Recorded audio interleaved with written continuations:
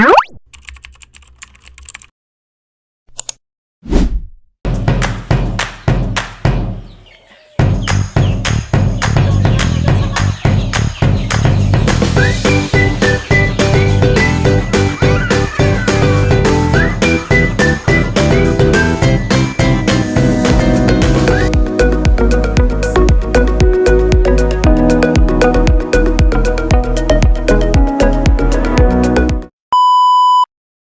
morning mga ka-wonder. For today's video po, bago po pala yung kain po muna tayo. Ito po ating pagkain. Sinangag po tsaka tuyo. Ganito lang naman po talaga dito sa probinsya. Masarap kainin talaga. Habang nakakamay ka, sinangag tuyo. Tapos may sausawan na sili. For today's video nga po pala, bali, ito po yung kauna-unahang video ko po na i-upload dito sa ating channel. Ilibot ko po muna kayo dito sa paligid lang ng aming bahay. Dito po kasi yung mga alagang hayop, yung mga pabo, itik, manok. Dito lang po yan sa libot ng bahay namin. Doon po muna natin sisimulan yung ating channel para makita nyo po yung paligid ng aming bahay. Bali, ito po yung kauna-unahan kong video, kaya medyo pagpasensyahan nyo na po at hindi ko pa po alam kung paano yung tamang angle ng camera, taka medyo naiilang pa po sa camera, kaya sana po pagpasensyahan nyo yung video natin and comment na lang po kayo or suggest na lang po kayo kung ano po yung hindi magandang tingnan dun sa ating camera. Kaya ayan, kain po muna tayo, tapos after po nito, lalabas po tayo. Tuyo po ulam ko. Masarap po talaga ang tuyo dito sa umaga. Nga po pala kami ng Cavite. Yun po yung Pinanggali Carmona po. Bali doon po kami nakatira. Tapos doon po kasi nag-aaral yung anak ko. Kaya pero nag-decide na po muna na dito po muna sa Quezon nga po muna kami. Kasi hirap po kasi doon. Hindi naman sa nakakainip, kaya lang syempre wala po akong trabaho kasi nga po yung anak ko walang magbabantay naman. Kaya sa bahay lang talaga, try ko pong mag-alaga ng hayop dito ng baboy. Meron naman pong mga baboy dito yung tita ko kasi dito po nakatira yung tita ko tsaka yung tito ko na isa.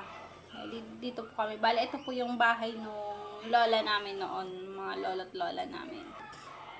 Wala pa naman po kaming sariling bahay. Sana soon. Try po natin mag-alaga ng hayop. Sisimulan po natin mag-alaga ng baboy. Ito po ang aking baby. Say hi! Hi! Makulit na baby. Ayan. Tapusin ko lang po itong pagkain. Tapos, ikot na po tayo dito mamaya.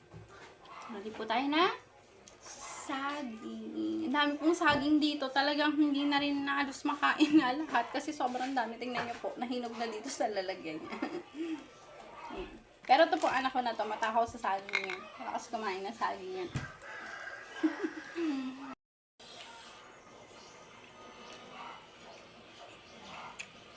Ang sarap po talaga ng tuyo.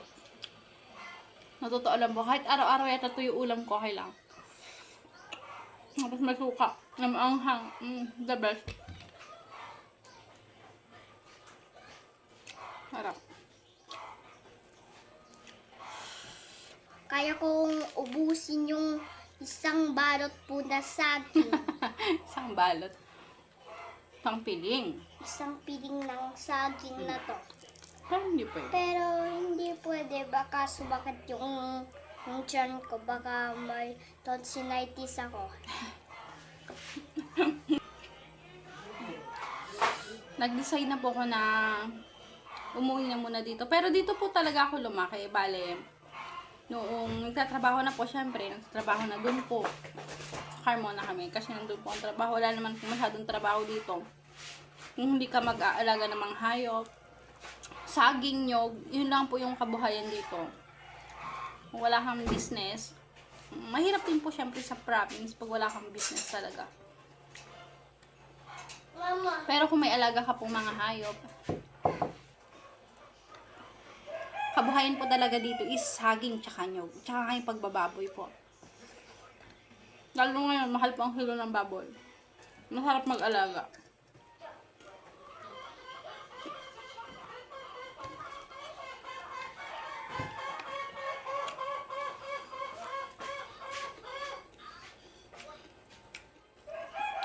Hirap rin po doon na wala naman po akong ginagawa. Kasi hindi po ako makapagtrabaho. May maliit po kasi ako. May 1-year-old po akong baby. Kaya, gusto ko man pong magtrabaho. Hindi naman pwede. Kasi paano po yung anak ko. Yung partner ko kasi is malayo. Kaya, walang gaalaga po ng anak namin.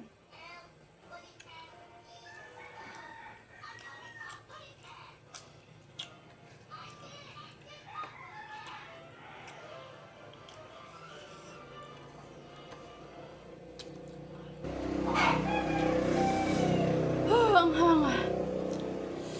Try lang po yung luck. Ngayon, napurso po ako nung partner ko na mag video nga po ng buhay dito sa probinsya. Ako po kasi talaga camera shy po ako. Nahiyain. Sabi ko po, tatry ko yung best ko. Kaya pagpasensyahan nyo na po. Yung gamit ko pong phone is hindi po pang vlog. Kaya humalabo po. Pagpasensyahan nyo na po muna. Mag-iipon ako ng mag-i-invest po ako ng mas magandang camera. Tsaka na. Ayan. Pagpasensyahan nyo na lang po muna. Una pa lang naman ho. Try lang. Kaya sana ho, supportahan nyo yung aking channel.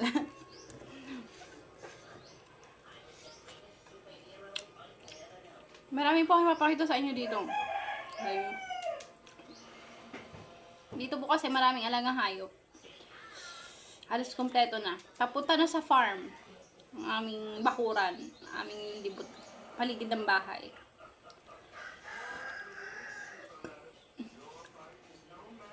Yung tita ko po kasi dito nakatira is senior na. Kaya makikita nyo po ang bahay namin yan. Matandang bahay na po to. Patanda pa sa akin. Lilipit ko lang po to, tas lilibot na po tayo. Tapos na po tayong kumain. Nakapagligpit na rin po ako. Nag-jacket lang po ako kasi medyo mainit na. Sobrang init ho. Ito po yung harap ng bahay namin. Ayan. Pasensya na po kayo may sampay. Ayan. Ito po siya. Ngayon punta po tayo dito sa likod.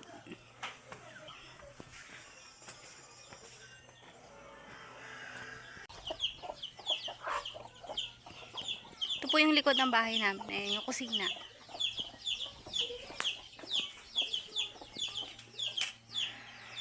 Dito po. Yan po ang ating bibe. Tatlo po yung bibe na yan. Yung isa po ay nandun sa labas. Yan. Kain na po sila kanina. Ayan po, may pagkain pa sila dyan. Tapos sa kabila naman po, ang ating mga itik. Ayan. Ito sila. Itik.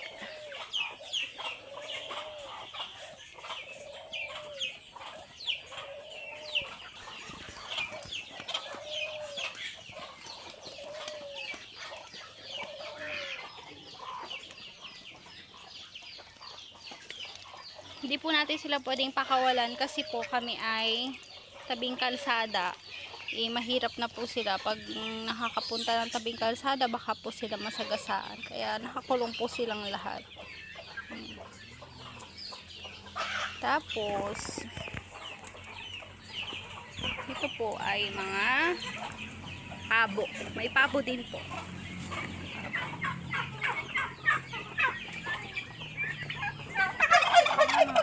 baboy. Nakakulong din po sila dyan eh. Pero malawak naman po yung kulungan nila dyan.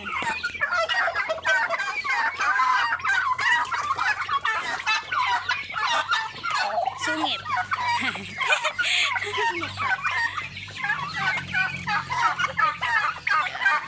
Malawak po yung kulungan nila yun. Hanggang dun po yan.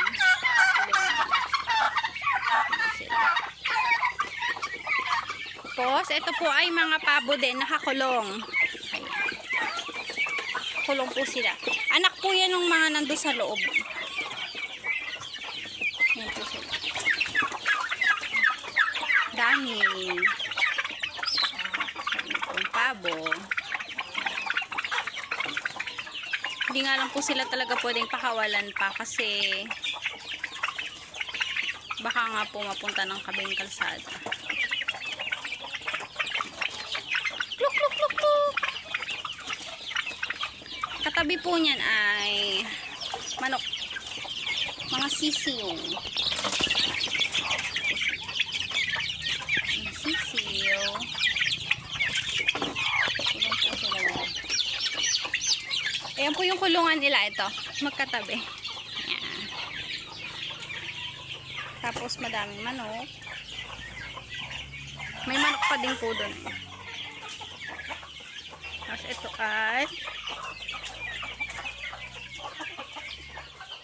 paitlugan. Ayan po, may mga itlog. Daming itlog.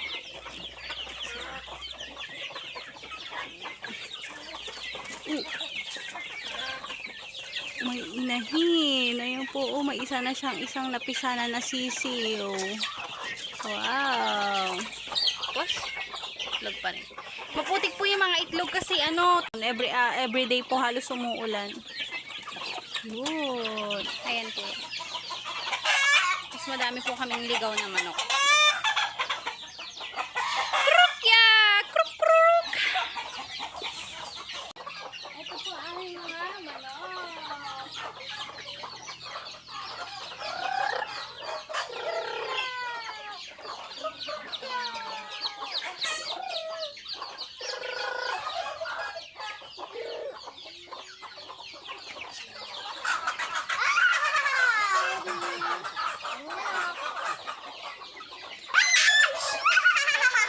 Why did you bring that? Why did you bring that? Pero alam niyo po, sa totoo lang, kahit madami po kaming manok, bihira po kaming magkatay. Kasi po, takot magsipagkatay. Wala akong gusto. Wala akong gustong magkatay. Kaya, kung gusto ng manok, bili na lang. Ganun.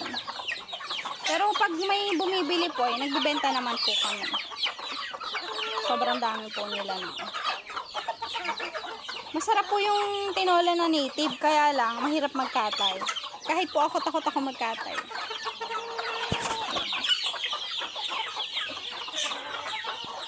Ito po ang aming likod ng bahay. Tapos dito po sa likod ng bahay namin merong suha. Ang dami pong bunga ng suha ngayon. Kaya lang, wala na rin kumakain masyado kasi sawa na. Dito naman po, maraming may tanim yan, kaya wala rin gustong humingi. Siguro pag yung mga galing sa ibang lugar, ganun, maghihingi sila. Kadami po. Pwede na po yan eh, oh. Pwede na po siyang kainin. Malalaki. Matamis po yan, suha na yan. Dito lang po yung sa likod ng bahay namin. Ayan po yung aming kusina. Ganyan. Ganyan lang po talaga ang aming bahay dito. Ayan, aming kusina. Dito po tayo sa likod. Dito po yung mga alagang hayop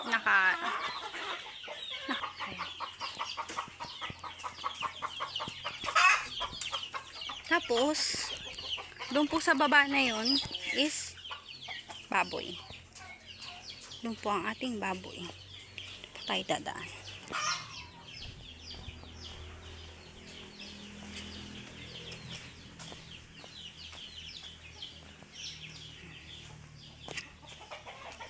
Sagingan na po yan. Puro saging po. Saging. Tapos dito po yung kulungan ng baboy. Medyo malayo po yan sa bahay.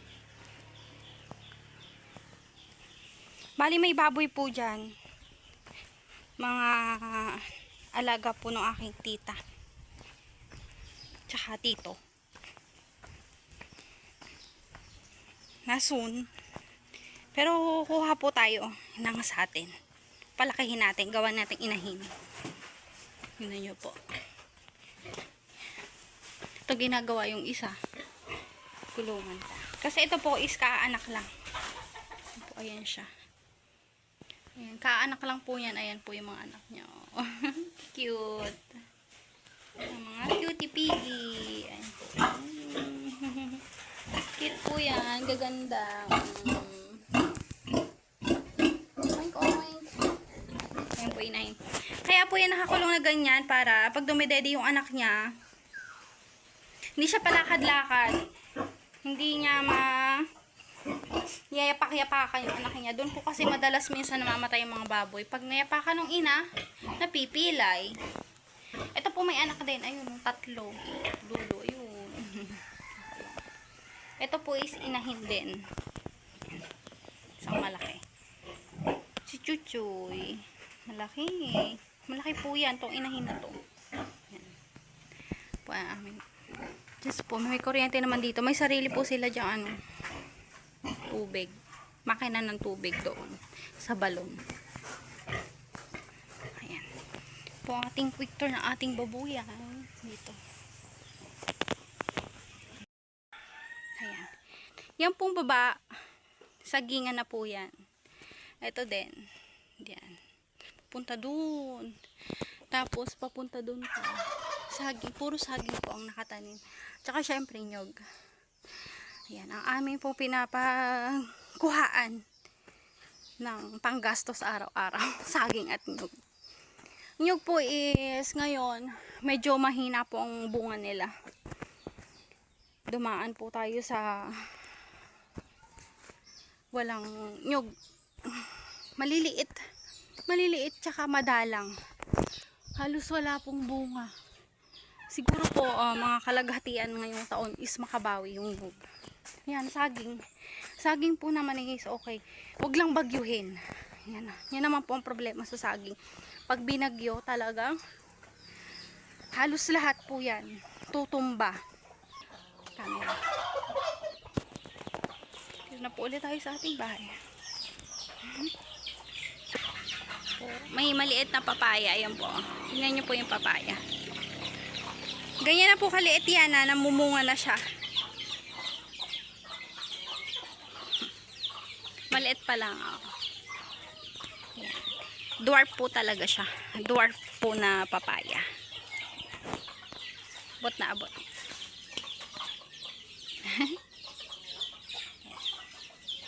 Dito po konting ano lang po, gulay lang naman to. Pang sarili lang. Sa halip na bumili, edi nagtanim na lang. Panlahok-lahok po sa mga isda.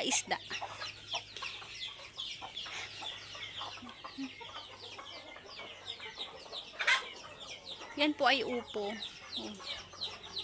May isa pa. Kaya lang ano na, naluoy na po. Gawa ng sobrang init. Ayun po. Nakuha na po namin iba niyan. Yan na lang natira.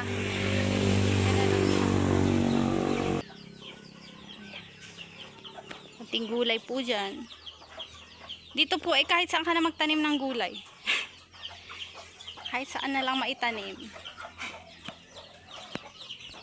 Tapos, meron po tayo ditong guyabano.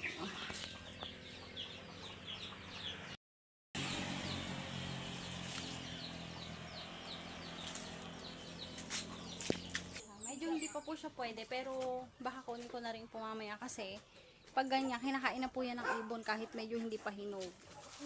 Tignan nyo po. Sobrang laki. Yum, yum. Ano po yan? Matamis.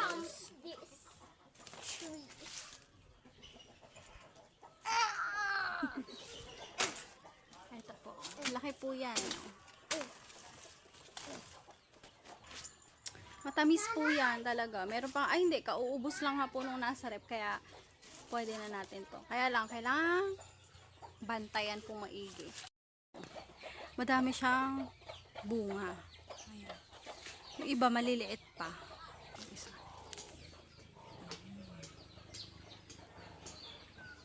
Laki. Ito na yan. Tabing kalsada po yung bahay namin dito. Yan, kaya mahirap po yung mga alagang hayop dapat. Nakakulong po yung iba. May mga nasasagasaan din po kaming manok talaga. Kasi sobrang bibilis po ng mga dumadaan. Ayan, mga halaman.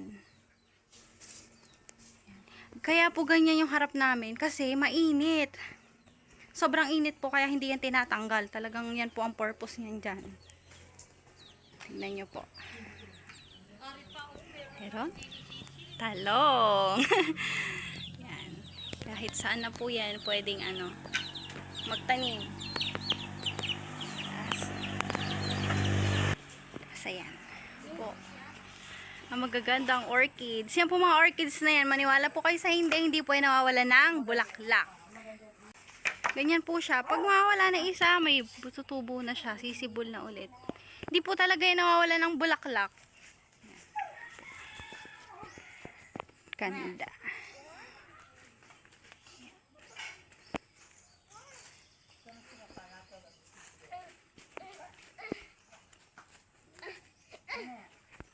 Ayan.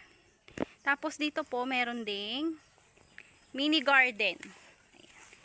Kuhaan po yan ng mga panlahok sa sa mga ulam-ulam, isda.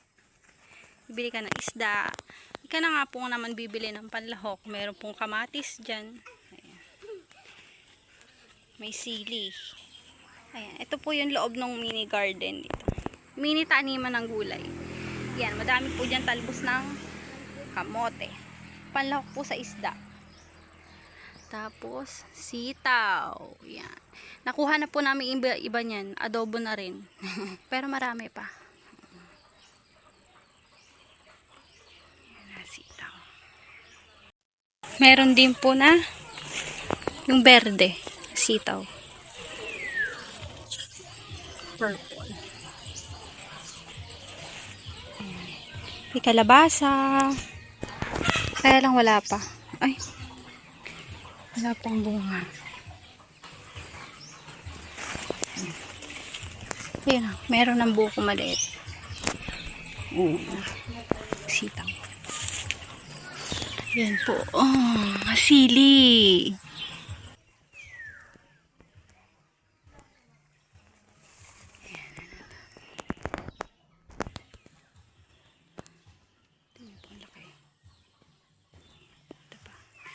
Madami pong sili dito. Sitaw. Ayan naman po, pansarili lang talagang tanim. Pag gusto ng gulay, kukuha na lang po dyan kaysa bumili nga naman. Kami po, malayo. Malayo po kami sa pamilihan. Kaya kailangan talagang magtanim-tanim para panlahok-lahok sa ulam. Yan, labas na po tayo. So, ito po ulit yung ating harap ng bahay. Ayan po, tabing kalsada po kami. Yan.